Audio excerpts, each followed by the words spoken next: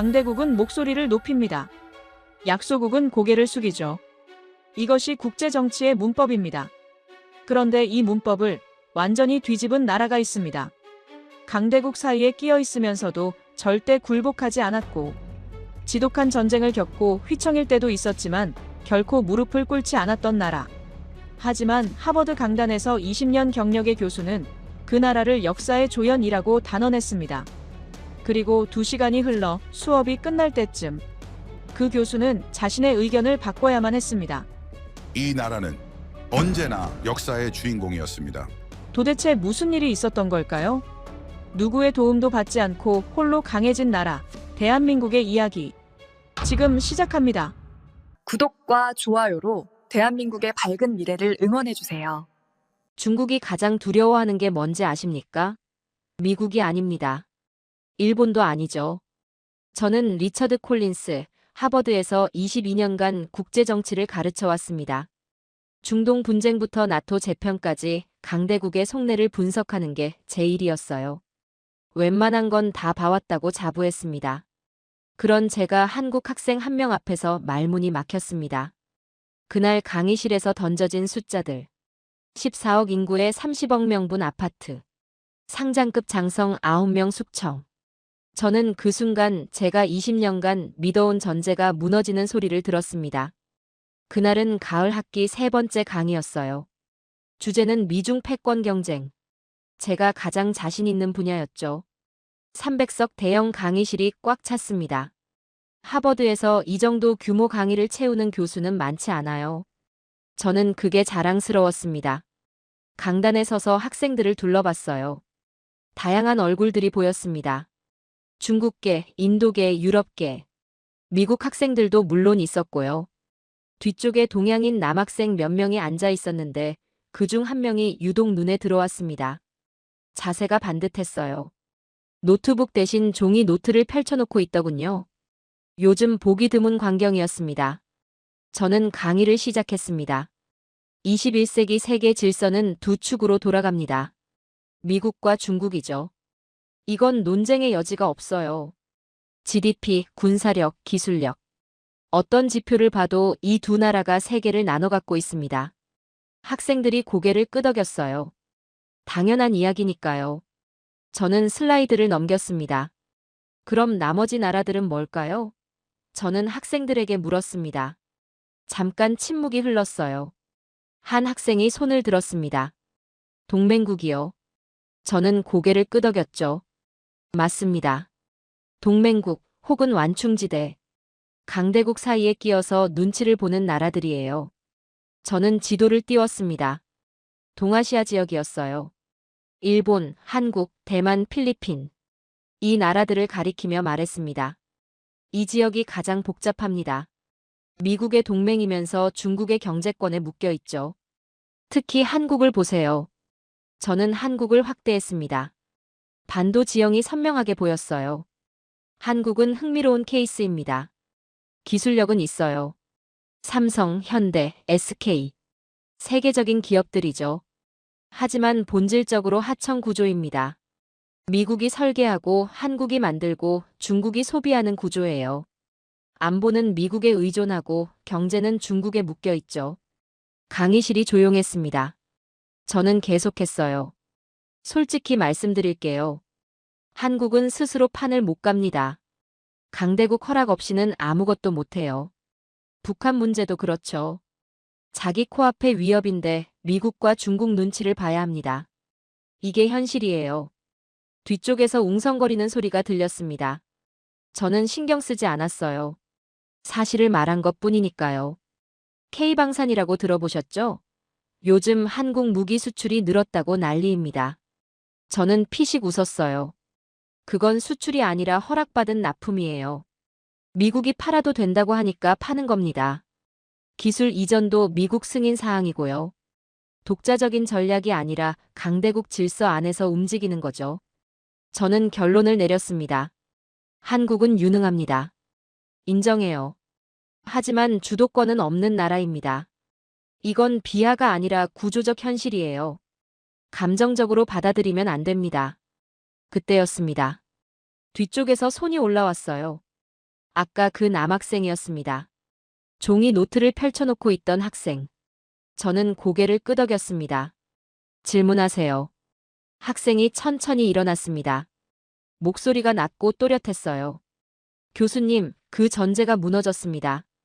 저는 눈썹을 치켜 올렸습니다. 전제라니요? 학생이 대답했어요.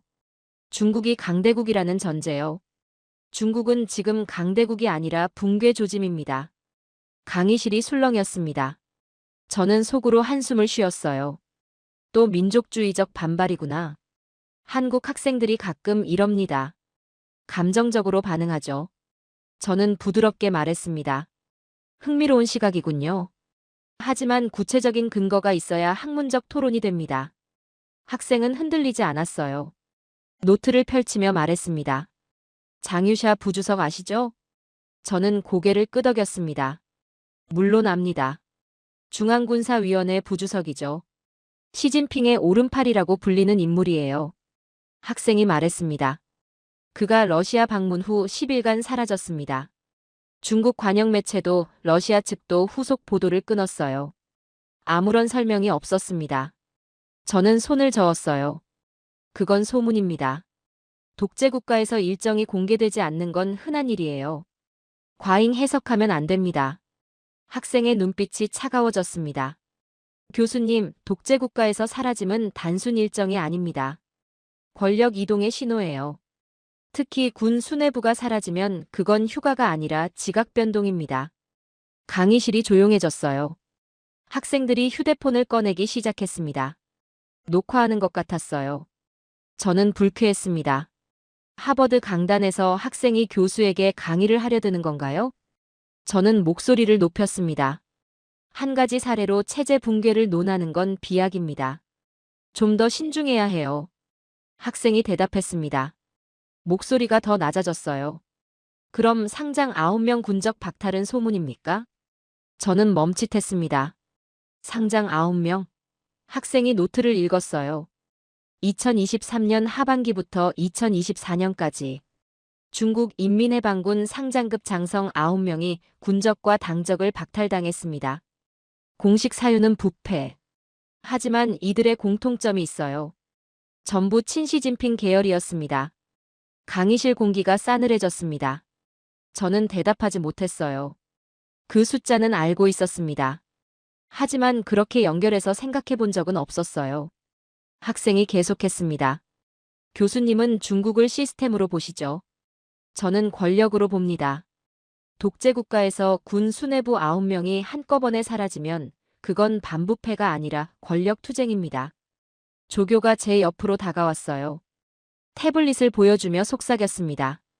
교수님, 지금 이 강의가 SNS에 올라가고 있어요. 저는 화면을 봤습니다. 누군가 실시간으로 트윗을 하고 있었어요. 하버드 강의실에서 한국 학생이 교수에게 중국 붕괴론을 펼치는 중. 저는 이마를 짚었습니다. 상황이 이상하게 흘러가고 있었어요. 22년간 강단에 섰지만 이런 경우는 처음이었습니다. 학생 하나가 강의 흐름을 완전히 바꿔놓은 거죠. 저는 침착하게 말했습니다. 흥미로운 관점입니다. 하지만 오늘 강의 주제는 미중 패권 구조예요. 중국 내부 정치는 다음 기회에 다루죠. 학생이 고개를 저었어요. 교수님, 미중 패권을 논하려면 중국이 진짜 강대국인지부터 확인해야 합니다. 전제가 틀리면 결론도 틀려요. 저는 아무 말도 하지 못했습니다. 학생이 자리에 앉았어요. 강의실에는 묘한 정적이 흘렀습니다. 학생들이 저를 바라보고 있었죠. 뭔가 대답해야 했습니다. 하지만 저는 그 순간 무슨 말을 해야 할지 몰랐어요. 22년간 쌓아온 프레임이 흔들리는 느낌이었습니다. 중국은 강대국이다. 한국은 변방이다. 이게 제 강의의 기본 전제였어요. 그런데 지금 학생 하나가 그 전제에 금을 내고 있었습니다. 저는 물을 한 모금 마셨어요. 손이 미세하게 떨렸습니다. 그걸 학생들이 눈치챘을까요? 모르겠습니다. 저는 다음 슬라이드로 넘기며 말했어요. 좋습니다. 그럼 다음 주제로 넘어가죠. 하지만 저는 알고 있었습니다. 이 강의는 이미 끝났다는 걸요. 학생의 질문이 강의실 전체를 지배하고 있었어요. 미중 패권? 아무도 그 주제에 집중하지 않았습니다. 모두가 아까 그 학생을 보고 있었죠. 그리고 저도 마찬가지였습니다. 저는 억지로 강의를 이어갔습니다. 하지만 집중이 안 됐어요. 슬라이드를 넘기면서도 계속 뒤쪽을 의식했죠. 그 학생이 또 손을 들까 봐요. 10분 정도 지났을까요? 저는 중국의 정치 시스템을 설명하고 있었습니다. 중국에는 선거가 없습니다. 하지만 시스템이 있어요. 집단 지도 체제, 세대 교체 원칙, 파벌 간 균형. 이게 중국 공산당이 70년 넘게 유지된 비결이죠. 저는 자신감을 되찾으려 했습니다. 이건 제가 20년 넘게 연구한 분야예요. 누구보다 잘 압니다. 서방 언론은 중국을 1인 독재로 단순화하지만 실제로는 복잡한 권력 균형이 작동합니다. 시진핑이 강해 보여도 혼자 모든 걸 결정하진 않아요. 그때 또 손이 올라왔습니다. 그 학생이었어요. 저는 한숨을 삼켰습니다. 또 질문인가요? 학생이 일어났습니다. 교수님, 그 시스템이 무너졌습니다. 저는 눈썹을 치켜 올렸어요. 무너졌다고요? 근거가 있습니까? 학생이 노트를 펼쳤습니다.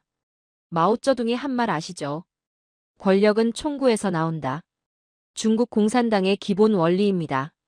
투표가 없는 나라에서 권력의 기반은 군부예요. 군을 쥔 사람이 진짜 권력자죠. 저는 고개를 끄덕였습니다. 틀린 말은 아니에요. 그래서요? 학생이 대답했습니다. 시진핑은 지금 군권을 잃었습니다. 강의실이 웅성거렸어요. 저는 피식 웃었습니다. 그건 과장이에요. 시진핑은 중앙군사위원회 주석입니다. 군 통수권자예요.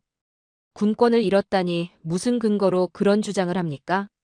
학생의 눈빛이 흔들리지 않았습니다. 형식과 실질은 다릅니다. 직함이 있다고 권력이 있는 게 아니에요. 실제로 군이 따르느냐가 중요하죠. 저는 반박했습니다. 중국군이 시진핑을 따르지 않는다는 증거가 있습니까? 학생이 고개를 끄덕였어요. 아까 말씀드린 상장 9명 숙청이 그 증거입니다. 저는 손을 저었습니다. 그건 반부패 캠페인이에요. 시진핑이 군을 장악하고 있다는 증거 아닙니까? 부패한 장성들을 숙청할 수 있다는 건 권력이 있다는 뜻이죠.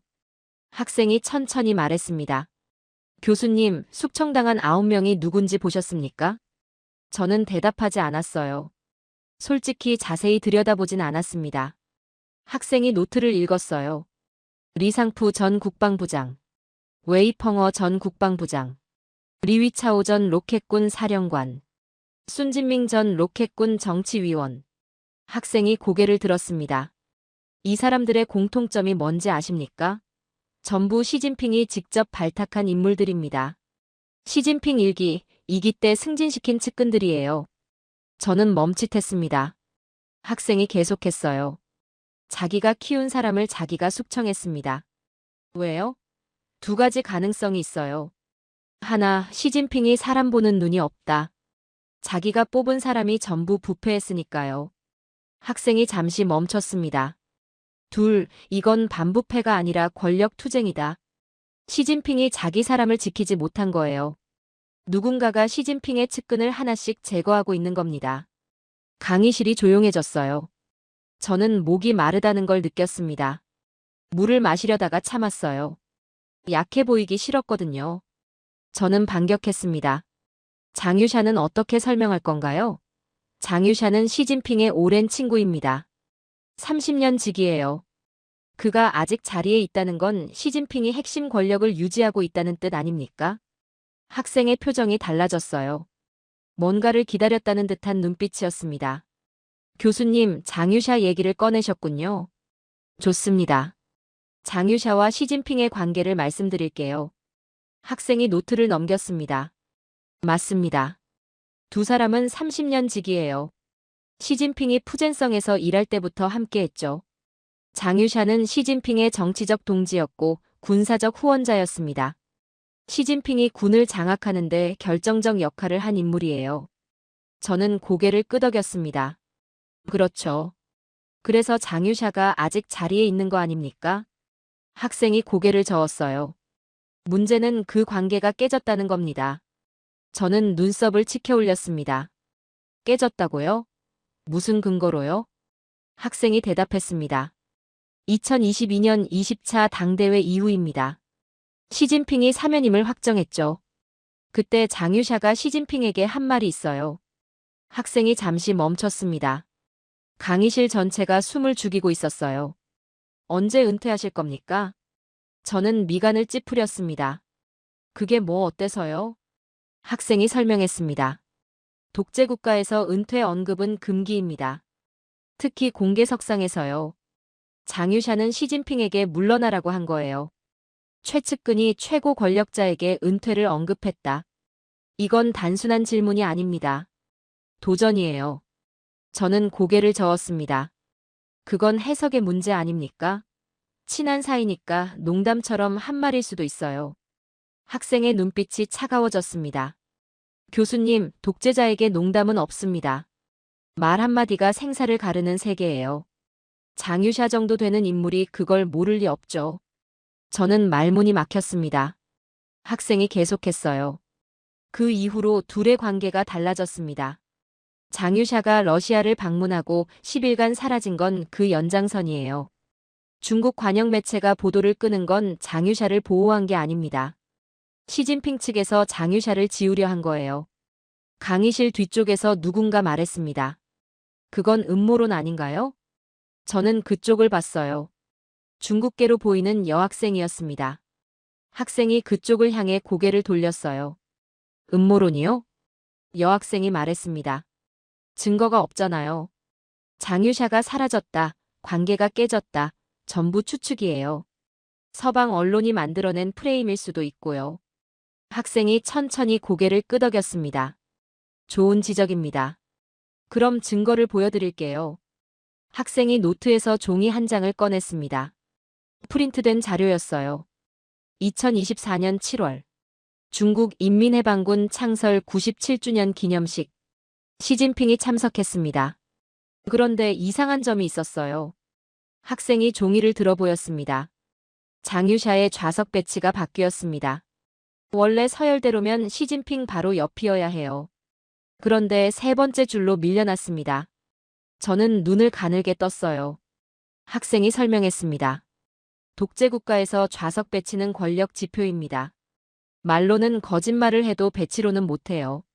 장유샤가 밀려났다는 건 그의 권력이 추락했다는 뜻입니다. 강의실이 술렁였어요. 학생들이 서로 얼굴을 쳐다봤습니다. 저는 분필을 들었어요. 뭔가를 써야 할 것 같았는데 손이 움직이지 않았습니다. 학생이 마지막으로 말했습니다. 교수님, 중국에 시스템이 있다고 하셨죠. 그 시스템은 이미 무너졌습니다. 시진핑은 측근을 잃었고 군부는 갈라졌어요. 권력은 총구에서 나오는데 그 총구가 지금 흔들리고 있습니다. 저는 아무 말도 하지 못했어요. 분필이 손에서 미끄러졌습니다. 바닥에 떨어지며 두 동강이 났죠. 저는 그걸 줍지 않았습니다. 강의실이 고요해졌어요. 학생들이 저를 바라보고 있었습니다. 뭔가 대답해야 했어요. 하지만 머릿속이 하얘졌습니다. 20년간 중국을 연구했습니다. 수십 편의 논문을 썼고 수백 번의 강의를 했어요. 중국은 제 전문 분야였습니다. 그런데 지금 학생 하나가 제 앞에서 제가 놓친 것들을 하나씩 꺼내놓고 있었어요. 저는 물을 마셨습니다. 손이 떨렸어요. 이번엔 숨기지 못했습니다. 저는 강의를 중단할 수 없었습니다. 300명이 지켜보고 있었으니까요. 저는 심호흡을 하고 다시 입을 열었어요. 좋습니다. 흥미로운 분석이에요. 하지만 좌석 배치 하나로 권력 구조를 판단하는 건 과잉 해석입니다. 학문적으로 신중해야 해요. 학생이 바로 대답했습니다. 교수님, 독재국가를 분석하는 방법을 아십니까? 저는 미간을 찌푸렸어요. 20년 넘게 연구했습니다. 모를 리가 있나요? 학생이 고개를 저었습니다. 그럼 왜 문서만 보십니까? 저는 당황했어요. 무슨 뜻인지 몰랐습니다. 학생이 설명했어요. 독재국가는 문서로 거짓말을 합니다.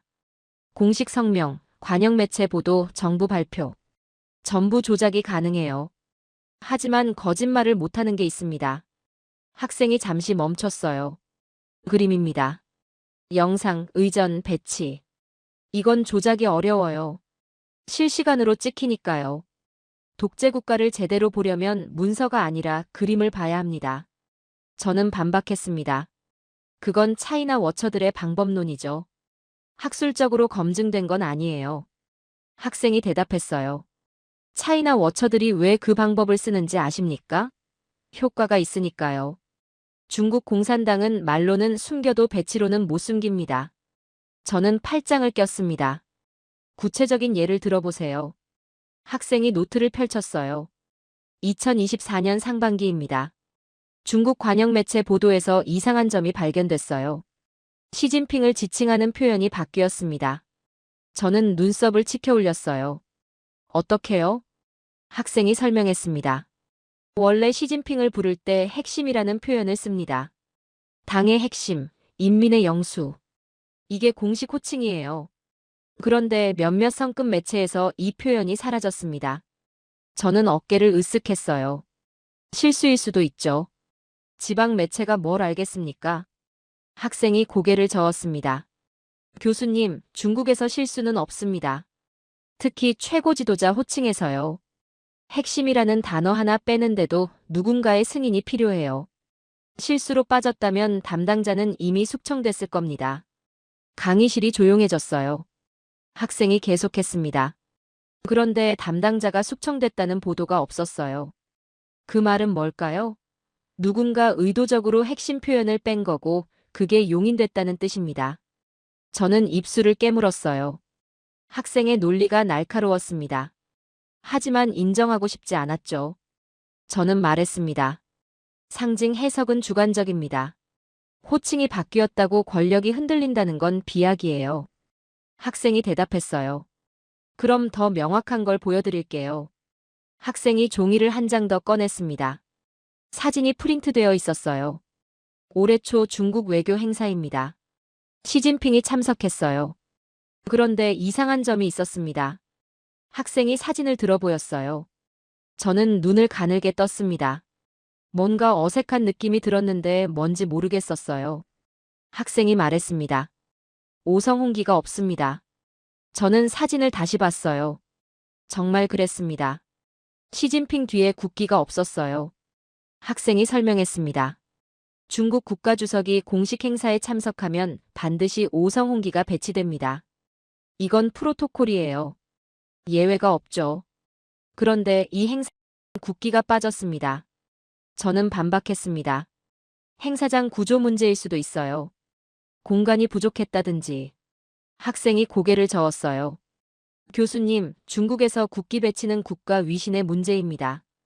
공간이 부족하면 행사장을 바꾸지 국기를 빼지 않아요. 특히 시진핑이 참석하는 자리에서요. 저는 입을 다물었습니다. 학생이 계속했어요. 국기가 없다는 건 뭘 의미할까요? 시진핑이 국가를 대표하지 못한다는 신호입니다. 누군가 의도적으로 그 상징을 뺀 거예요. 강의실이 술렁였어요. 학생들이 서로 속삭이기 시작했습니다. 저는 짜증이 났어요. 수업이 완전히 산으로 가고 있었거든요. 저는 목소리를 높였습니다. 상징 과잉 해석입니다. 국기 하나 없다고 권력이 흔들린다는 건 논리적 비약이에요. 좀 더 신중해야 합니다. 학생이 침착하게 대답했어요. 교수님, 민주주의 국가에서는 상징이 그냥 상징입니다. 국기가 빠져도 큰 문제가 안 되죠. 대통령이 실수해도 탄핵당하지 않습니다. 시스템이 권력을 통제하니까요. 학생이 잠시 멈췄어요. 하지만 독재국가는 다릅니다. 상징이 곧 권력이에요. 국기가 빠지면 그 사람은 국가가 아닙니다. 호칭이 바뀌면 그 사람은 핵심이 아니에요. 독재국가에서 상징은 언어입니다. 말보다 정확한 언어요. 저는 말문이 막혔습니다. 학생의 논리를 정면으로 반박할 수가 없었어요. 20년간 중국을 연구했지만 이런 관점에서 본 적은 없었습니다. 저는 방어적으로 말했어요. 그래서 결론이 뭡니까? 시진핑이 끝났다는 겁니까? 학생이 고개를 저었습니다. 끝났다고 단정할 순 없어요. 하지만 확실한 건 있습니다. 시진핑의 권력이 예전 같지 않다는 거죠. 군부가 갈라졌고 측근이 숙청당했고 상징이 흔들리고 있어요. 이게 강대국의 모습입니까? 저는 대답하지 못했어요. 학생이 계속했습니다. 교수님은 수업 시작할 때 한국을 변방이라고 하셨죠. 강대국 허락 없이는 아무것도 못하는 나라라고요. 저는 고개를 끄덕였습니다. 그렇게 말했죠. 학생이 말했어요. 그럼 비교해 보시죠. 한국은 정권이 바뀌어도 국가 상징이 흔들리지 않습니다. 대통령이 탄핵당해도 태극기는 그 자리에 있어요. 군이 쿠데타를 일으키지 않고 권력이 평화롭게 이양됩니다. 학생이 잠시 멈췄어요. 중국은요? 최고 지도자 뒤에서 국기가 사라집니다.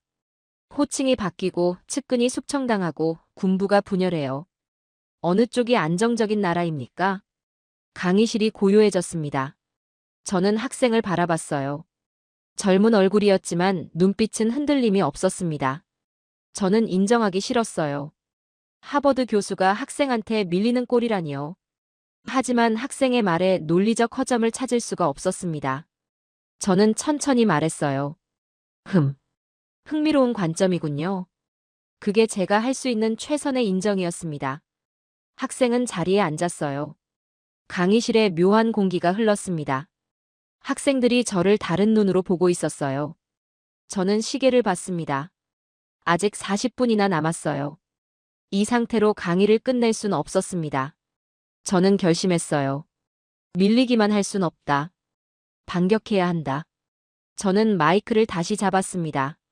좋습니다. 중국에 문제가 있다는 건 인정하죠. 하지만 한국이 그보다 낫다는 논리는 다른 문제입니다. 학생이 고개를 들었어요. 저는 계속했습니다. 한국의 안정성을 말씀하셨는데 그건 미국이라는 후원자가 있기 때문이에요. 혼자 힘으로 지킨 게 아닙니다. 한국은 여전히 보호국이에요. 저는 자신감을 되찾으려 했습니다. 이건 제가 20년간 주장해온 논리니까요. 학생의 눈빛이 달라졌어요. 뭔가를 기다렸다는 표정이었습니다.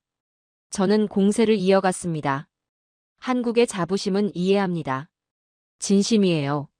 전쟁의 폐허에서 일어났고 경제 성장을 이뤘고 민주화까지 달성했죠. 대단한 성취예요. 저는 잠시 멈췄어요. 학생들이 집중하고 있었습니다. 하지만 현실을 직시해야 합니다. 한국은 구조적으로 보호국이에요. 주한미군 2만 8천 명이 주둔하고 있죠. 전시작 정권도 미국이 가지고 있습니다. 자기 나라 군대를 자기가 통제하지 못하는 나라예요. 강의실이 조용해졌어요. 뒤쪽에서 한국인 학생들이 굳은 표정을 짓고 있었습니다. 저는 계속했어요. 북한을 보세요. 한국의 코앞에 있는 위협입니다. 핵을 개발하고 미사일을 쏘고 전쟁 위협을 일삼죠. 그런데 한국이 뭘 할 수 있습니까? 혼자서는 아무것도 못해요. 미국한테 물어보고 중국 눈치 보고 유엔에 호소하고. 이게 주권국가의 모습입니까? 저는 목소리를 높였습니다. 솔직히 말씀드릴게요. 북한 하나 못 정리하는 나라가 무슨 전략국가입니까? 한국은 제조는 잘해요. 반도체, 자동차, 조선. 인정합니다. 하지만 결단은 못합니다. 큰 판을 짜고 밀어붙이는 힘이 없어요. 항상 강대국 뒤에 숨죠. 저는 학생을 똑바로 바라봤습니다. 이게 비하가 아닙니다. 냉정한 현실 분석이에요. 감정적으로 받아들이면 안 됩니다. 학생이 천천히 일어났어요. 표정이 차가웠습니다. 하지만 목소리는 흔들리지 않았어요. 교수님, 감정적인 건 저보다 교수님 쪽인 것 같습니다. 저는 눈썹을 치켜 올렸어요. 내가 감정적이라고요? 학생이 고개를 끄덕였습니다. 네. 데이터 대신 프레임으로 말씀하고 계시니까요. 저는 화가 났습니다. 하버드 강단에서 20년 넘게 강의했는데 학생한테 이런 소리를 듣다니요. 하지만 표정을 관리했어요. 침착하게 말했습니다. 좋습니다. 그럼 데이터로 반박해보세요. 학생이 노트를 펼쳤어요. 교수님은 한국이 보호국이라고 하셨죠. 미국 없이는 아무것도 못하는 나라라고요. 저는 고개를 끄덕였습니다. 학생이 말했어요. 그럼 왜 한국 방위산업이 세계 시장을 뒤흔들고 있습니까? 저는 손을 저었어요. 아까 말했잖아요. 그건 미국이 허락해서 가능한 거예요. 기술 이전도 미국 승인 사항이고요. 학생이 고개를 저었습니다. 교수님, 그건 10년 전 프레임입니다. 지금 한국 방사는 달라요. 학생이 숫자를 읽기 시작했어요. 2022년 한국 무기 수출 170억 달러. 전년 대비 140% 증가. 세계 9위 무기 수출국이 됐습니다. 저는 어깨를 으쓱했어요. 규모가 커진 건 인정해요. 하지만 여전히 미국 무기 체계에 종속되어 있죠. 학생이 반박했습니다. 폴란드가 왜 한국 무기를 샀는지 아십니까? 저는 대답하지 않았어요. 학생이 설명했습니다. 2022년 러시아가 우크라이나를 침공했습니다. 폴란드는 급하게 무기가 필요했어요. 독일한테 요청했더니 3년 걸린다고 했죠. 미국한테 요청했더니 대기 물량이 밀려 있다고 했습니다. 그런데 한국은요? 학생이 잠시 멈췄어요. 6개월 안에 납품하겠다고 했습니다. K2 전차, K9 자주포, FA50 경공격기. 폴란드가 선택한 건 한국이었어요. 저는 반박했습니다. 그건 납기 경쟁력이지 기술 경쟁력이 아니에요. 학생의 눈빛이 날카로워졌어요. 교수님, 전쟁에서 뭐가 중요한지 아십니까? 지금 쓸 수 있는 무기입니다. 3년 뒤에 오는 최신 전차보다 6개월 뒤에 오는 전차가 낫죠. 한국은 그걸 할 수 있었어요. 독일도 미국도 못한걸요. 강의실이 술렁였습니다. 저는 입술을 깨물었어요. 학생이 계속했습니다. 그리고 기술 경쟁력 말씀하셨는데요. K9 자주포 아시죠? 저는 고개를 끄덕였습니다. 들어본 적 있어요. 학생이 말했어요. 세계 자주포 시장 점유율 1위입니다. 터키, 인도, 호주, 이집트, 노르웨이, 핀란드, 에스토니아. 전부 K9을 씁니다. 미국 기술 허락받아서 파는 게 아니에요. 한국이 독자 개발한 무기입니다. 저는 잠시 침묵했어요. 학생이 말을 이었습니다. 교수님은 한국이 결단을 못한다고 하셨죠. 큰 판을 못 짠다고요. 저는 고개를 끄덕였습니다. 학생이 물었어요. 그럼 누리호는 뭡니까? 저는 눈을 깜빡였어요. 누리호라고요? 학생이 설명했습니다. 한국형 우주발사체입니다.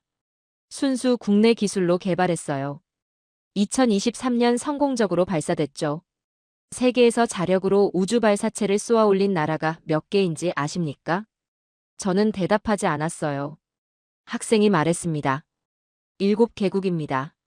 미국, 러시아, 중국, 일본, 인도, 프랑스, 그리고 한국. 강대국 허락 없이는 아무것도 못하는 나라가 우주발사체를 독자 개발했습니다. 강의실이 조용해졌어요. 학생들이 숨을 죽이고 있었습니다. 저는 뭔가 말해야 했지만 적절한 반박이 떠오르지 않았어요. 학생이 계속했습니다. 교수님, 북한 얘기도 하셨죠? 북한 하나 못 정리한다고요? 저는 고개를 끄덕였습니다. 그건 사실 아닙니까? 학생이 말했어요. 교수님, 그 말은 한국의 약점이 아니라 강점입니다. 저는 눈썹을 치켜 올렸어요. 무슨 뜻이죠? 학생이 설명했습니다. 북한은 핵을 가진 나라입니다. 불안정하고 예측 불가능하죠. 그런 나라가 국경 바로 위에 있어요. 미사일이 서울까지 날아오는데 몇 분 안 걸립니다. 학생이 잠시 멈췄어요. 그런 위협을 70년간 버텨왔습니다. 전쟁도 없이요. 그러면서 세계 10위권 경제를 만들었고 민주주의를 이뤘고 기술 강국이 됐어요. 이게 약한 나라입니까? 저는 말문이 막혔습니다. 학생이 말을 이었어요. 북한을 못 정리한 게 아닙니다. 정리하지 않은 거예요. 전쟁 없이 위협을 관리하면서 성장한 겁니다. 그게 더 어려운 거 아닙니까? 강의실 어딘가에서 박수 소리가 났어요. 한두 명이 시작했는데 금방 여러 명으로 퍼졌습니다. 저는 손을 들어 제지했어요. 잠깐요. 아직 토론 중입니다. 박수가 멈췄어요. 저는 학생을 바라봤습니다. 반격해야 했어요. 밀리기만 할 순 없었습니다. 저는 말했어요. 좋습니다. 한국이 성취를 이룬 건 인정해요. 하지만 본질적인 문제가 있습니다. 한국은 분단 국가예요. 체제가 완성되지 않았죠. 통일되기 전까지는 온전한 국가라고 보기 어렵습니다. 학생이 대답했어요. 교수님, 중국은 온전한 국가입니까? 저는 당황했어요. 중국이요? 학생이 고개를 끄덕였습니다. 티베트는 독립을 원합니다. 신장 위구르도요. 홍콩은 자치권을 빼앗겼고 대만은 중국이라고 인정하지 않아요. 중국이야말로 분열 위험이 가장 큰 나라 아닙니까? 저는 입을 다물었어요. 학생이 계속했습니다. 한국은 분단됐지만 내부는 통합되어 있습니다. 지역 감정이 있어도 분리 독립을 원하는 곳은 없어요. 군이 쿠데타를 일으키지 않고 정권이 평화롭게 교체됩니다. 학생이 목소리를 높였어요. 중국은요? 군부가 갈라지고 지방이 흔들리고 소수민족이 튀어나가려 합니다. 어느 쪽이 안정적인 나라입니까? 저는 대답하지 못했어요. 학생이 말을 이었습니다. 교수님, 한국을 옛 한국으로 보고 계십니다. 전쟁 직후의 가난한 나라. 미국 원조로 연명하던 시절. 그 프레임이 아직 머릿속에 있어요. 학생의 목소리가 낮아졌어요. 하지만 지금 한국은 다릅니다. 세계 10위권 경제, 세계 6위 군사력, 세계 9위 무기 수출국. 반도체, 배터리, 조선에서 세계 1위예요. 이게 변방입니까? 강의실이 고요해졌습니다. 300명이 숨을 죽이고 있었어요. 저는 학생을 바라봤습니다. 젊은 얼굴이었지만 눈빛에는 확신이 있었어요. 저는 화가 났습니다. 동시에 뭔가 흔들리는 느낌이 들었죠. 22년간 믿어온 전제가 균열을 일으키고 있었어요. 저는 방어적으로 말했습니다. 너는 너무 감정적이야. 민족주의적 자부심이 분석을 흐리고 있어. 학생이 고개를 저었어요. 교수님, 제가 말씀드린 건 전부 숫자입니다. 감정이 아니에요. 170억 달러, 7개국, K9 점유율 1위. 이게 감정입니까? 저는 말문이 막혔어요. 학생이 침착하게 말했습니다. 그럼 숫자로 더 보여드릴까요? 중국 경제 얘기를 해보죠. 학생이 노트를 넘겼어요. 14억 인구에 30억 명분 아파트. 청년 실업률 공식 발표 중단.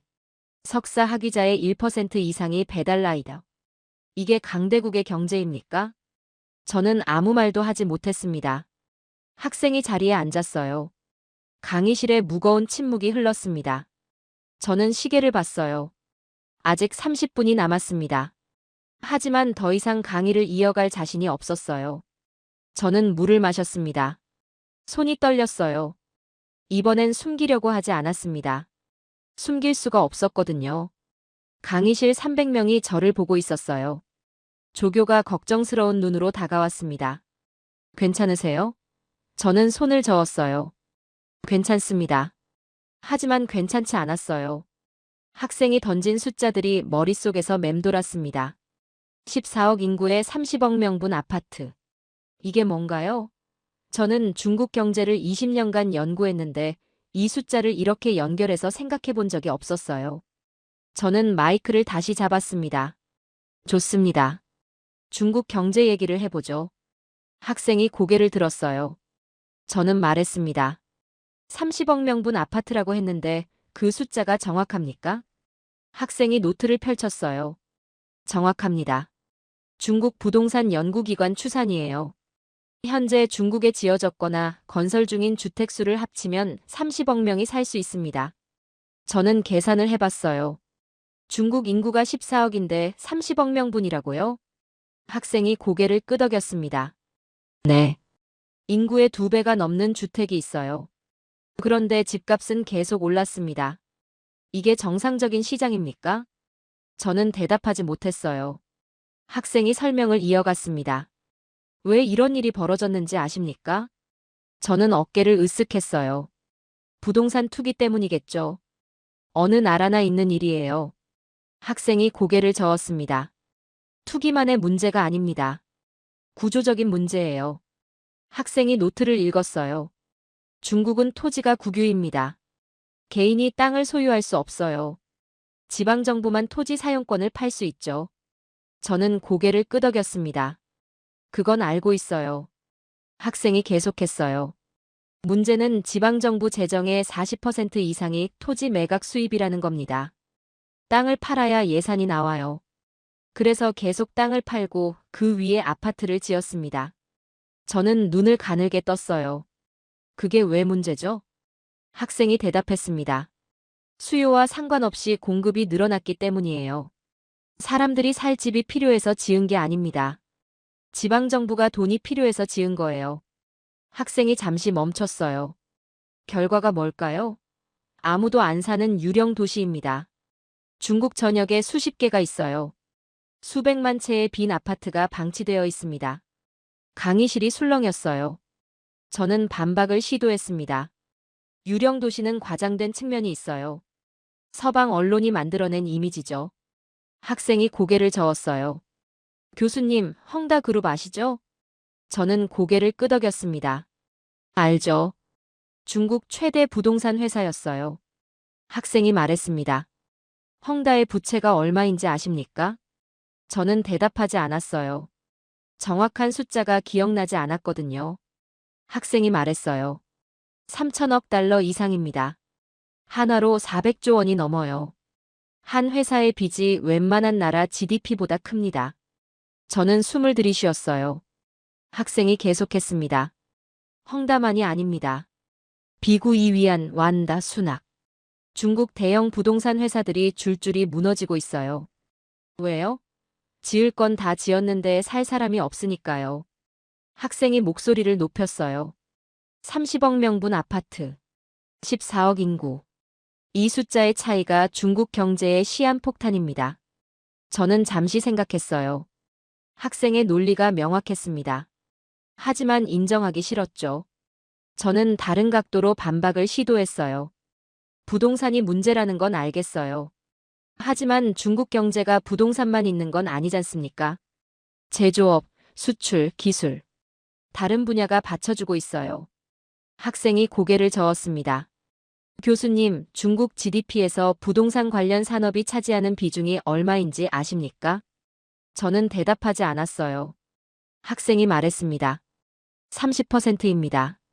건설, 자재, 인테리어, 가구, 금융까지 합치면요. 경제의 3분의 1이 부동산에 묶여 있어요. 저는 눈을 감았어요. 학생이 계속했습니다.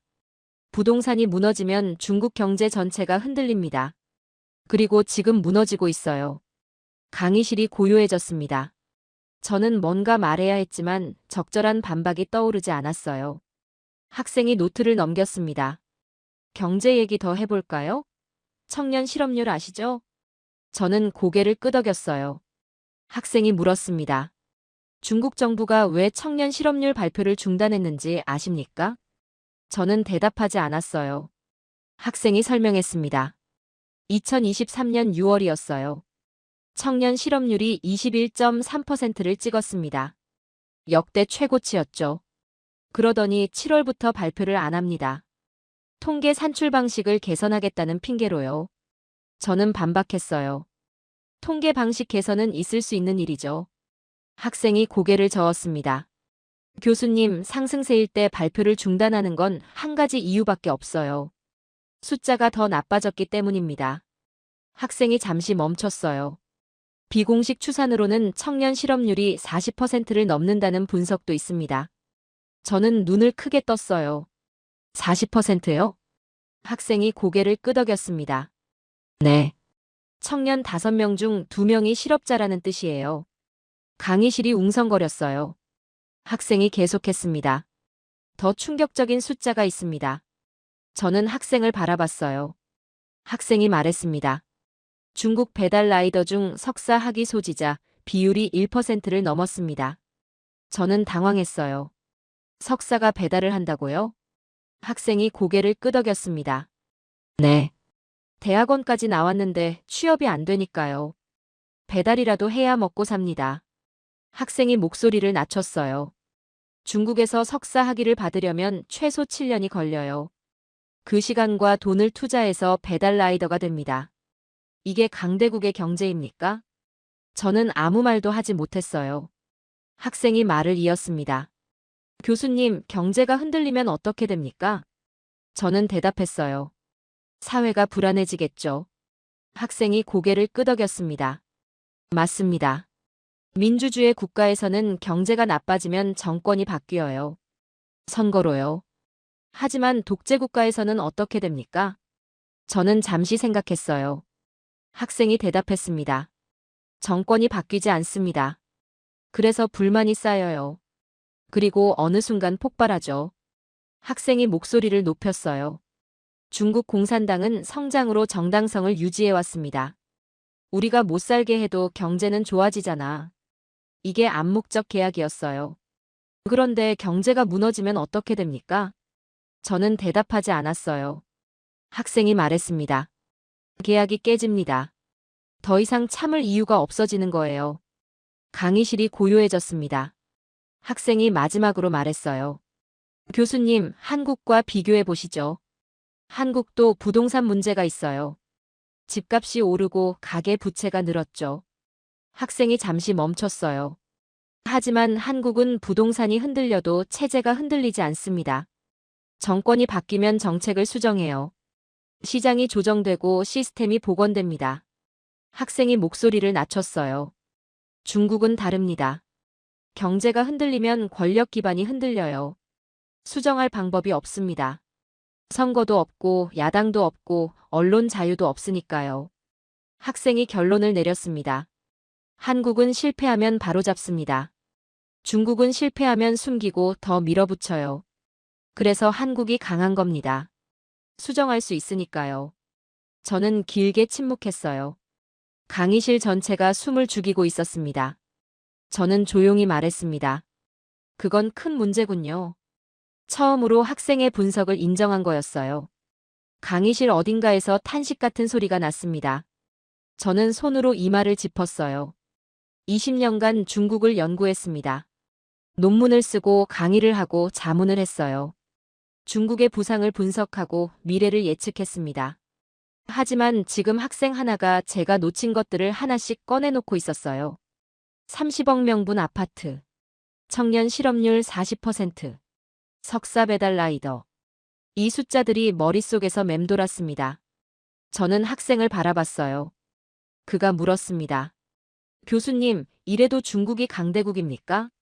저는 대답하지 못했습니다. 강의실에 무거운 침묵이 흘렀습니다.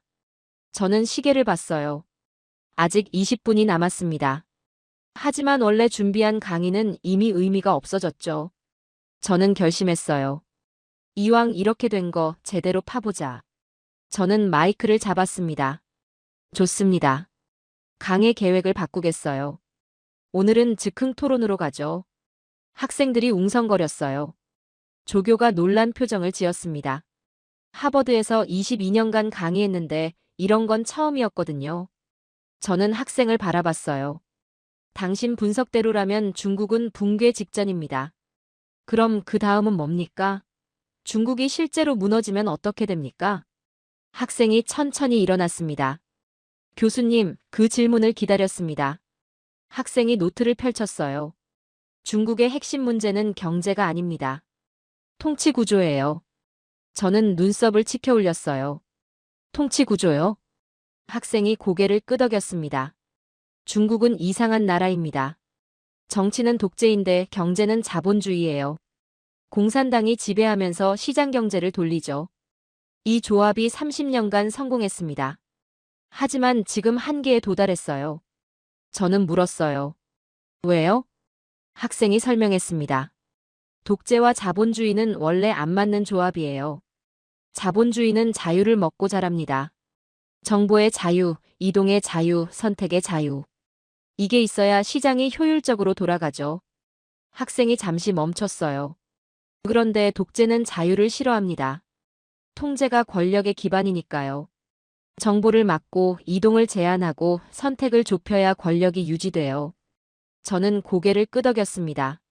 논리는 이해가 됐어요. 학생이 계속했습니다. 중국은 이 모순을 30년간 봉합해왔어요.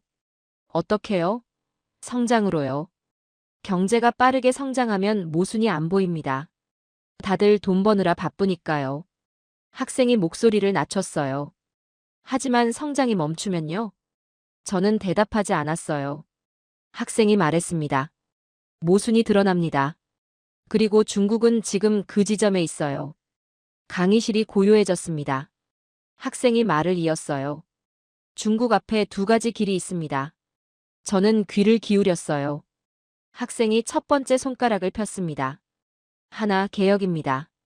시장을 더 열고 자유를 확대하고 민간 경제를 살리는 거죠. 서방 경제학자들이 권하는 처방이에요. 저는 고개를 끄덕였습니다. 합리적인 선택 아닙니까? 학생이 고개를 저었어요. 교수님, 중국 공산당 입장에서 생각해 보세요. 자유를 확대하면 어떻게 됩니까? 저는 잠시 생각했어요. 학생이 대답했습니다. 통제가 약해집니다. 정보가 흐르고 사람들이 비교하기 시작해요. 왜 우리는 투표를 못하지? 왜 우리는 정부를 비판하면 잡혀가지? 학생이 목소리를 높였어요. 그리고 튀어나가려는 지역들이 있습니다. 티베트, 신장 위구르, 홍콩. 통제가 약해지면 이들이 움직여요. 독립을 요구하고 분리를 시도하죠. 저는 눈을 감았어요. 학생이 계속했습니다. 대만은요? 중국이 약해지면 대만은 더 강하게 독립을 주장할 겁니다.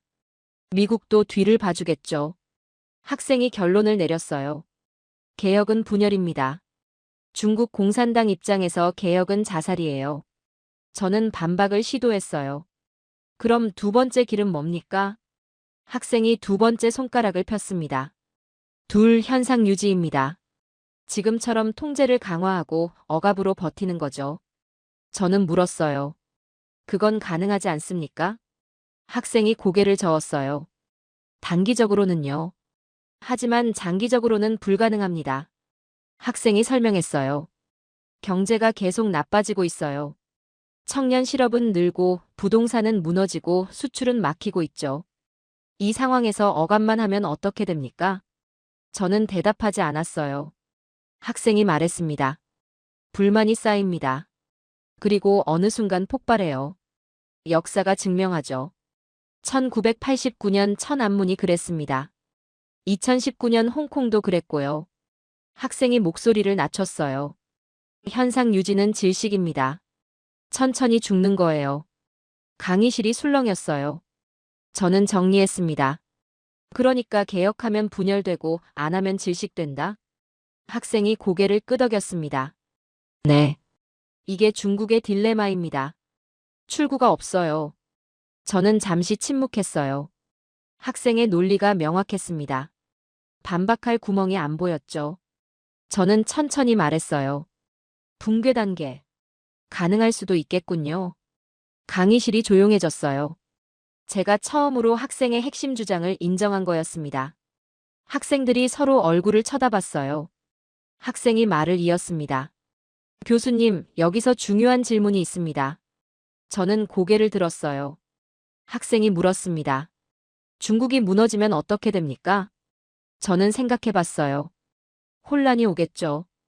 권력 공백, 경제 위기, 사회 불안. 학생이 고개를 끄덕였습니다. 맞습니다. 그런데 그 혼란이 중국 안에만 머물까요? 저는 눈을 가늘게 떴어요. 학생이 설명했습니다. 14억 인구가 흔들리면 동아시아 전체가 흔들립니다. 난민, 경제 충격, 군사적 불안정. 주변국 모두에게 영향이 가요. 학생이 목소리를 높였어요. 그리고 역사적 패턴이 있습니다. 독재 국가가 내부 위기에 빠지면 뭘 합니까? 저는 대답했어요. 외부로 관심을 돌리죠. 학생이 고개를 끄덕였습니다. 맞습니다. 전쟁입니다. 내부 불만을 외부의 적으로 돌리는 거예요. 애국심을 자극하고 위기를 전쟁으로 덮죠. 저는 등골이 서늘해졌어요. 학생이 계속했습니다. 중국이 위기에 빠지면 가장 위험한 시나리오가 뭘까요? 저는 대답하지 않았어요. 학생이 말했습니다. 대만 침공입니다. 내부 불만을 대만 문제로 덮는 거예요. 우리는 하나의 중국이다. 배신자를 응징한다. 이런 식으로요. 강의실이 웅성거렸어요. 학생이 말을 이었습니다. 아니면 한반도일 수도 있어요. 북한을 부추겨서 긴장을 높이는 거죠. 중국 입장에서는 주변이 불안해야 내부 문제가 안 보이니까요. 저는 잠시 생각했어요. 논리는 맞았습니다. 독재국가의 전형적인 패턴이죠. 저는 물었어요. 그럼 어떻게 해야 합니까? 중국이 무너지면 다 같이 망하는 건가요? 학생이 고개를 저었어요. 아닙니다. 그래서 안정축이 필요한 겁니다. 저는 눈썹을 치켜 올렸어요. 안정축이요? 학생이 말했습니다. 중국이 흔들릴 때 동아시아를 지탱할 수 있는 나라요. 경제력도 있고 군사력도 있고 동맹 관계도 단단한 나라. 저는 물었어요. 일본 말입니까?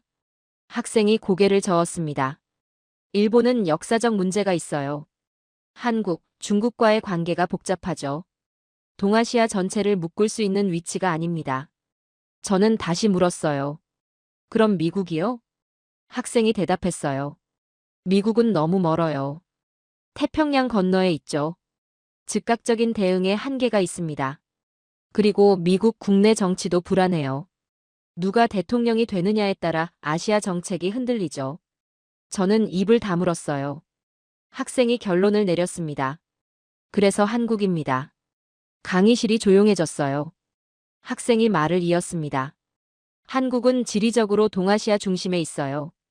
경제력 세계 10위권, 군사력 세계 6위. 미국과 동맹 관계가 단단하고 일본과도 협력이 가능하죠. 학생이 목소리를 높였어요. 그리고 가장 중요한 건요. 한국은 제도가 안정적입니다. 정권이 바뀌어도 국가가 흔들리지 않아요. 군이 정치에 개입하지 않고 민주주의가 작동합니다. 저는 반문했어요. 한국이 그만큼 중요하다고요? 솔직히 믿기 어렵군요. 학생이 저를 똑바로 바라봤어요. 교수님, 한국을 과소평가하는 건 20년 전 프레임입니다. 지금 한국은 동아시아의 핵심 안정축이에요. 미국도 알고, 일본도 알고, 중국도 압니다. 학생이 잠시 멈췄어요. 교수님만 모르고 계신 거예요. 강의실이 술렁였어요. 누군가 웃음을 터뜨렸습니다. 저는 얼굴이 달아올랐어요. 하지만 동시에 뭔가 흔들리는 느낌이 들었습니다. 학생의 말이 맞는 것 같았거든요. 저는 창밖을 바라봤어요. 하버드 캠퍼스의 가을 하늘이 보였습니다. 붉은 단풍이 바람에 흔들리고 있었죠. 평화로운 풍경이었어요. 하지만 제 머릿속은 전혀 평화롭지 않았습니다. 권력은 총구에서 나온다. 마오쩌둥의 말이 머릿속을 맴돌았어요. 학생이 아까 인용한 문장이죠. 20년간 중국을 연구하면서 수백 번은 들은 말입니다. 하지만 오늘처럼 무겁게 느껴진 적은 없었어요. 저는 중얼거렸습니다. 혼잣말이었는데 마이크가 켜져 있었어요. 그렇다면 지금 총구는 어디에 있지? 강의실이 조용해졌습니다. 학생들이 저를 바라봤어요. 저는 당황했습니다. 혼잣말이 다 들린 거죠. 그 학생이 천천히 일어났어요. 조용히 말했습니다. 교수님, 좋은 질문입니다. 저는 고개를 들었어요. 학생이 말을 이었습니다. 총구가 어디에 있느냐? 이게 핵심이에요. 중국에서 총구는 지금 갈라져 있습니다. 시진핑 쪽에 있는 총구가 있고 반대편에 있는 총구가 있어요. 누가 이길지 아무도 몰라요. 저는 고개를 끄덕였어요. 학생이 계속했습니다. 그럼 한국은요? 저는 눈을 가늘게 떴어요. 학생이 대답했습니다. 한국의 총구는 제도 안에 있습니다. 저는 미간을 찌푸렸어요. 무슨 뜻이죠? 학생이 설명했습니다. 한국 군대는 정치에 개입하지 않아요. 문민 통제가 확립되어 있죠. 대통령이 바뀌어도 군이 움직이지 않습니다. 탄핵이 일어나도 쿠데타는 없어요. 학생이 잠시 멈췄어요. 한국에서 총구는 사람이 아니라 국가에 묶여 있습니다. 특정 지도자가 아니라 헌법에 충성하죠.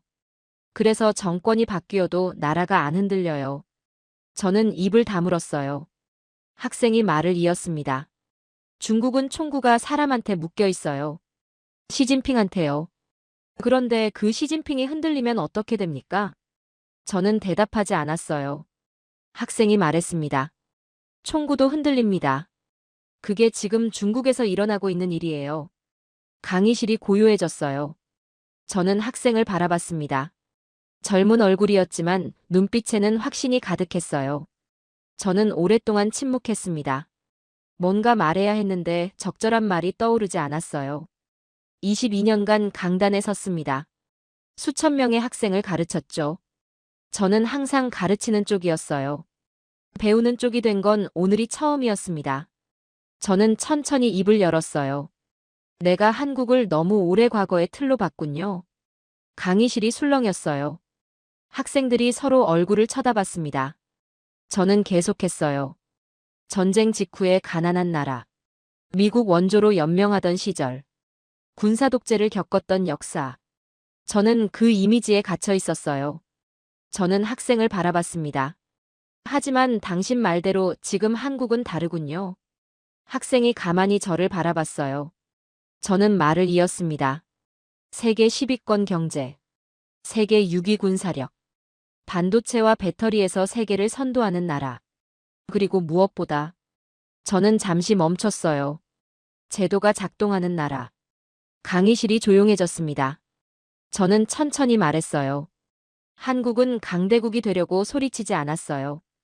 겸손하게 일하고 조용히 성장했죠. 그런데 어느새 강해져 있었습니다. 저는 고개를 저었어요. 저는 그걸 몰랐어요. 아니, 보려고 하지 않았는지도 모르겠습니다. 강의실 어딘가에서 박수 소리가 났어요. 한두 명이 시작했는데 금방 퍼졌습니다. 저는 손을 들어 제지하지 않았어요. 제지할 이유가 없었거든요. 학생이 조용히 말했습니다. 교수님, 감사합니다. 저는 고개를 저었어요. 감사는 내가 해야죠. 오늘 많이 배웠습니다. 강의실이 다시 술렁였어요. 하버드 교수가 학생한테 배웠다고 인정하는 건 흔한 일이 아니거든요. 저는 계속했습니다. 내가 틀렸던 이유를 생각해 봤어요. 학생들이 집중했습니다. 저는 20년간 강대국 중심으로 세계를 봤어요. 미국, 중국, 러시아. 이 나라들이 세계를 움직인다고 생각했죠. 나머지는 조연이고 변수이고 때로는 체스판의 말이라고 봤습니다. 저는 쓴웃음을 지었어요. 하지만 그건 오만이었어요. 크기가 힘이 아니었습니다. 안정이 힘이었죠. 저는 학생을 바라봤어요. 중국은 크지만 불안정합니다. 러시아도 마찬가지죠. 미국조차 내부 분열로 흔들리고 있어요. 그런데 한국은요? 저는 잠시 멈췄어요. 작지만 안정적입니다. 위협을 버티면서 성장했고 민주주의를 지키면서 강해졌어요. 소리 없이 강해진 거죠. 강의실이 고요해졌습니다. 저는 결론을 내렸어요. 한국은 더 이상 설명 대상이 아닙니다. 연구 대상이에요. 박수가 터져나왔습니다. 이번엔 절반 이상의 학생들이 치고 있었어요. 저는 손을 들어 진정시켰습니다. 잠깐요. 아직 할 말이 있어요. 박수가 멈췄습니다. 저는 말했어요. 다음 주 강의 주제를 바꾸겠습니다. 학생들이 웅성거렸어요. 조교가 놀란 표정을 지었습니다. 강의 계획서를 변경하는 건 절차가 복잡하거든요. 저는 말했어요. 원래 다음 주는 러시아의 우크라이나 전쟁을 다룰 예정이었습니다. 하지만 바꾸겠어요. 저는 학생을 바라봤어요. 한국의 국가 역량과 방위 산업을 케이스 스터디로 다루겠습니다. 강의실이 술렁였어요. 한국인 학생들이 서로 얼굴을 쳐다봤습니다. 뒤쪽에서 누군가 환호성을 질렀어요. 저는 계속했습니다. 어떻게 전쟁의 폐허에서 세계 10위 경제가 됐는가? 어떻게 군사 독재를 민주주의로 바꿨는가? 어떻게 제도가 권력을 통제하게 됐는가? 이걸 분석해 보겠습니다. 저는 학생을 다시 바라봤어요. 그리고 오늘 토론에 참여한 학생에게 부탁이 있습니다. 학생이 고개를 들었어요. 저는 말했습니다. 다음 주 강의에서 발표를 해주시겠습니까? 한국인 관점에서 한국의 강점을 설명해 주세요. 강의실이 조용해졌어요. 모두가 학생을 바라봤습니다. 학생은 잠시 망설이다가 고개를 끄덕였어요. 영광입니다. 저는 미소를 지었어요. 영광은 내 쪽이에요. 오늘 많이 배웠으니까요. 강의실 뒤쪽에서 누군가 손을 들었습니다. 중국계로 보이는 여학생이었어요. 아까 음모론 아니냐고 반박했던 학생이죠. 저는 고개를 끄덕였어요. 질문하세요. 여학생이 일어났습니다. 표정이 불편해 보였어요. 교수님, 오늘 토론이 너무 한쪽으로 치우친 것 같습니다. 중국의 문제점만 부각하고 한국은 과대평가한 거 아닙니까? 강의실이 술렁였어요. 저는 잠시 생각했습니다. 그리고 대답했어요. 좋은 지적입니다. 하지만 한 가지 물어볼게요. 여학생이 저를 바라봤어요. 저는 말했습니다. 오늘 토론에서 제가 한국에 대해 한 말들. 변방이다, 보호국이다, 결단을 못한다. 이 말들에 반박할 데이터가 있었나요? 여학생이 입을 다물었어요. 저는 계속했습니다. 그리고 저 학생이 중국에 대해 한 말들. 상장 9명 숙청, 청년 실업률 40%, 30억 명분 아파트. 이 숫자들이 틀렸나요? 여학생이 대답하지 않았어요. 저는 말했어요. 토론은 감정이 아니라 데이터로 하는 겁니다. 오늘 저는 데이터로 졌어요. 그게 전부입니다. 여학생이 천천히 자리에 앉았어요. 표정이 굳어 있었지만 더 이상 반박하지 않았습니다. 저는 강의실 전체를 둘러봤어요. 오늘 강의는 여기까지입니다. 다음 주에 뵙겠습니다. 학생들이 일어나기 시작했어요. 웅성거리는 소리가 들렸습니다. 휴대폰을 꺼내 뭔가를 찍는 학생들도 있었죠. 아마 오늘 토론을 SNS에 올리려는 것 같았어요.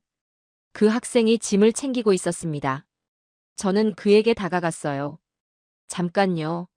학생이 고개를 들었어요. 저는 손을 내밀었습니다.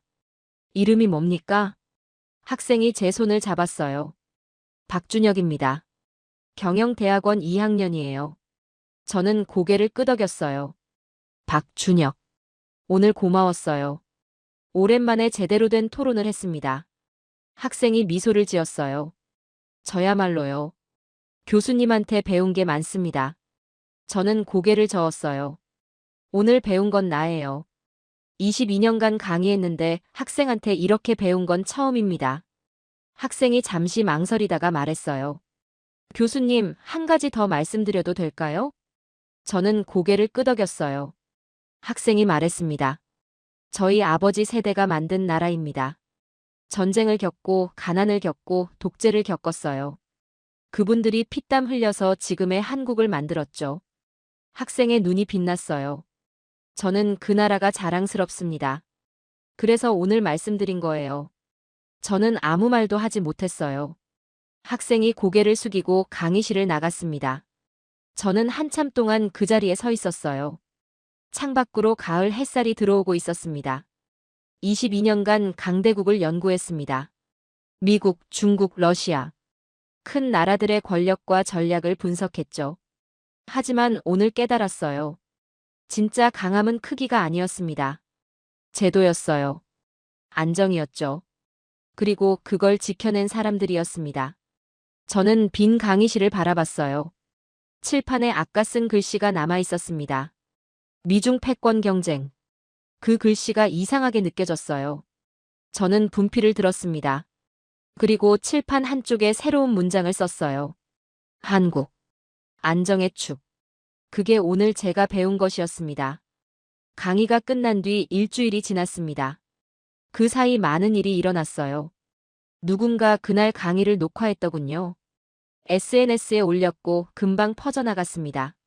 하버드 교수가 한국 학생한테 논파당했다. 이런 제목이 붙었어요. 조회수가 이틀 만에 100만을 넘겼습니다. 처음엔 불쾌했어요. 논파당했다니요. 저는 토론에서 진 게 아니라 배운 겁니다. 하지만 인터넷은 그런 뉘앙스를 신경 쓰지 않죠. 동료 교수들이 연락해 왔어요. 어떤 사람은 걱정했고 어떤 사람은 비아냥거렸습니다. 학생한테 당했네. 이런 말을 하는 사람도 있었어요. 저는 대답하지 않았습니다. 하지만 예상 밖의 연락도 있었어요. 학계 바깥에서 온 메일들이었습니다. 한국 언론에서 인터뷰 요청이 왔어요. 미국 싱크탱크에서도 연락이 왔죠. 한국 정부 관계자라는 사람한테서 메일이 오기도 했습니다. 모두 같은 질문을 했어요. 교수님은 정말로 한국에 대한 생각을 바꾸셨습니까? 저는 모든 요청을 거절했어요. 아직 정리가 안 됐거든요. 일주일 동안 혼자 생각했습니다. 그날 강의실에서 무슨 일이 있었는지, 제가 뭘 놓치고 있었는지, 그리고 다음 주 강의가 됐습니다. 강의실에 들어섰을 때 깜짝 놀랐어요. 300석이 꽉 찬 건 평소와 같았습니다. 하지만 분위기가 달랐어요. 긴장감 같은 게 흘렀죠. 학생들이 저를 다른 눈으로 보고 있었습니다. 박준혁 학생이 앞줄에 앉아 있었어요. 지난주에 부탁한 대로 발표를 준비해 왔더군요. 저는 그에게 고개를 끄덕였습니다. 강의를 시작했어요. 지난주에 예고한 대로 오늘 주제는 한국입니다. 먼저 제가 정리한 내용을 말씀드리고 박준혁 학생의 발표를 듣겠습니다. 저는 슬라이드를 띄웠어요. 제목은 이랬습니다. 한국, 동아시아의 안정축. 일주일 동안 생각했습니다. 왜 한국이 강한가? 단순히 경제력이나 군사력 때문이 아니에요. 지속 가능한 강함의 요소가 있습니다. 저는 첫 번째 포인트를 띄웠어요. 첫째, 제도입니다. 학생들이 집중했습니다. 한국은 민주주의가 작동하는 나라예요. 대통령이 잘못하면 탄핵당합니다. 실제로 2017년에 그랬죠. 현직 대통령이 탄핵되고 평화롭게 정권이 교체됐어요. 쿠데타도 없고 유혈 사태도 없었습니다. 저는 잠시 멈췄어요. 이게 얼마나 대단한 건지 아십니까? 전 세계에서 현직 대통령을 민주적 절차로 끌어내린 나라가 몇 개나 될까요? 대부분의 나라에서는 불가능해요. 군이 개입하거나 내전이 나거나 독재로 회귀하죠. 한국은 그 모든 걸 피했습니다. 저는 두 번째 포인트를 띄웠어요. 둘째, 군의 국가 종속입니다. 강의실이 조용해졌습니다. 한국 군대는 정치에 개입하지 않아요. 문민 통제가 확립되어 있죠. 이건 하루아침에 된 게 아닙니다. 한국은 1960년대부터 80년대까지 군사 독재를 겪었어요. 군이 정치를 지배했죠. 저는 잠시 멈췄어요. 하지만 한국인들이 그걸 바꿨습니다. 1987년 민주화 운동으로 군부 독재를 끝냈어요. 그 이후 30년 넘게 군이 정치에 개입한 적이 없습니다. 총구가 사람이 아니라 국가에 묶인 거예요. 저는 세 번째 포인트를 띄웠어요. 셋째, 제조와 기술 기반입니다. 학생들이 고개를 끄덕였습니다. 한국은 물건을 만드는 나라예요. 반도체, 배터리, 자동차, 조선, 철강. 실물 경제가 탄탄합니다. 금융이나 서비스에만 의존하지 않아요. 저는 숫자를 띄웠어요. 세계 반도체 메모리 시장 점유율 60% 이상.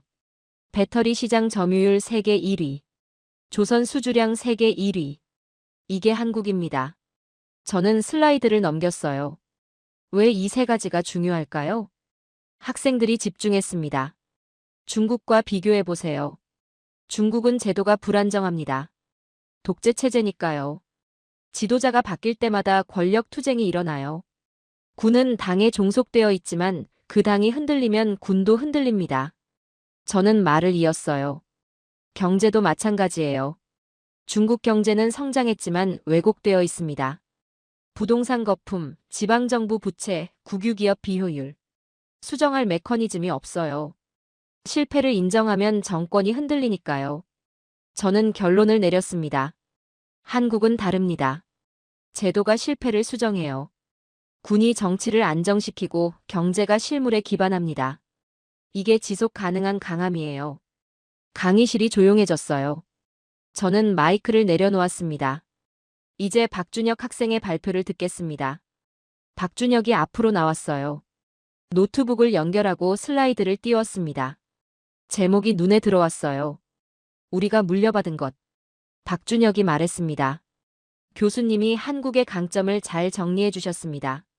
저는 다른 관점에서 말씀드리고 싶어요. 그가 첫 번째 사진을 띄웠어요. 흑백 사진이었습니다.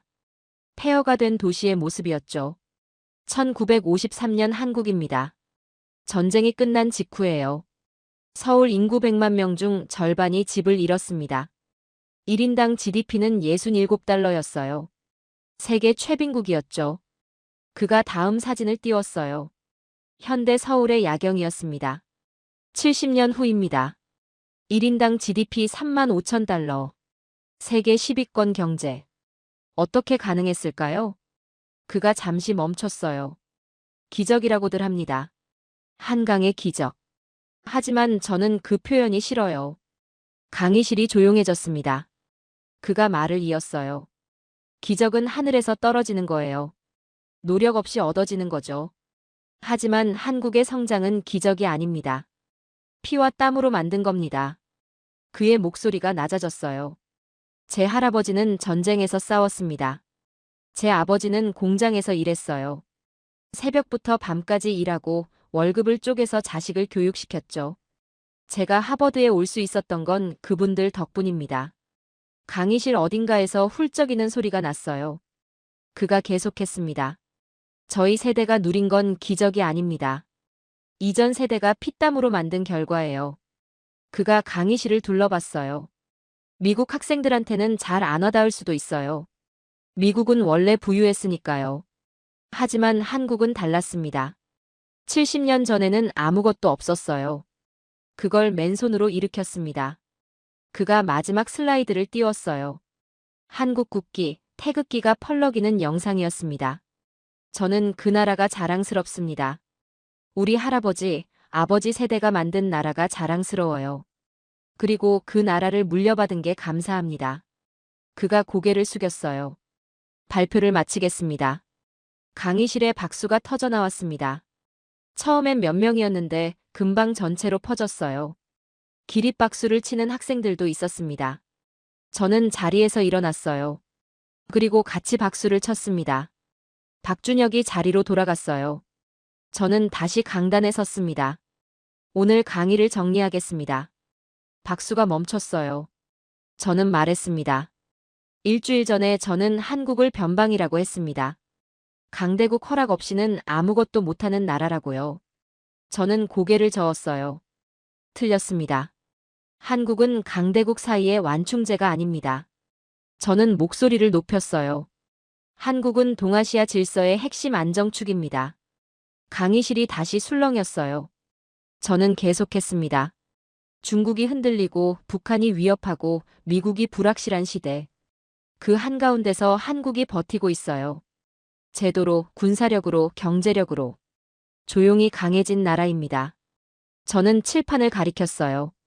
지난주에 쓴 문장이 아직 남아 있었습니다. 한국, 안정의 축. 오늘 저는 한국을 다시 정의합니다. 강의실이 고요해졌어요. 저는 22년간 강대국을 연구했습니다. 하지만 오늘 깨달았어요. 진짜 강함은 크기가 아니었습니다. 지속 가능한 제도였고 흔들리지 않는 안정이었고 그걸 만들어낸 사람들이었습니다. 저는 학생들을 둘러봤어요. 여러분이 세계를 분석할 때 기억하세요. 큰 나라가 강한 나라가 아닙니다.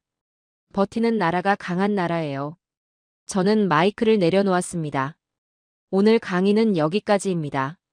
박수가 다시 터져 나왔어요. 저는 창밖을 바라봤습니다. 하버드 캠퍼스에 가을 햇살이 내리쬐고 있었어요. 오늘 저는 가르치는 게 아니라 배웠습니다. 22년 만에 처음이었어요. 그리고 그건 부끄러운 일이 아니었습니다. 대한민국이 잘하고 있다고 생각하신다면, 한국 최고, 대한민국이 아직 멀었다고 생각하신다면, 한국 힘내라. 여러분의 생각을 댓글로 남겨주세요.